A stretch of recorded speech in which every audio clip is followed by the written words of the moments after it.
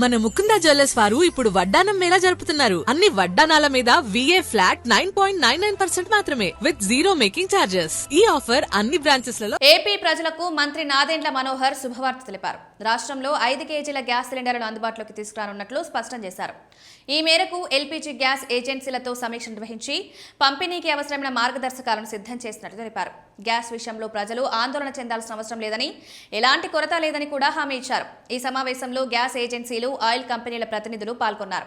వారికి పలు సూచనలు చేస్తూ రాష్ట్రంలో 5 కేజీల సిలిండర్ల పంపిణీ వేగవంతం చేయాలని మంత్రి ఆదేశించారు. ఈ సిలిండర్లను FTL సిలిండర్లుగా పిలుస్తారు. వీటిపై సబ్సిడీ ఉండదు, కానీ సాధారణ సిలిండర్లతో పోలిస్తే తక్కువ ధరలు లభిస్తాయి.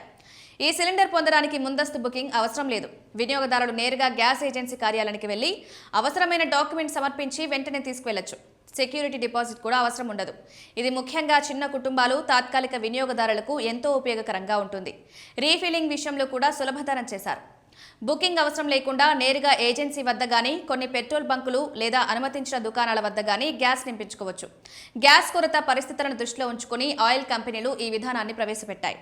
ఇక కిరోసిన్ సరఫరా విషయానికొస్తే కేంద్రం సూచనల మేరకు అవసరమున్న ప్రాంతాల్లో కిరోసిన్ పంపిణీ చేయాలని కూడా మంత్రి సూచించారు.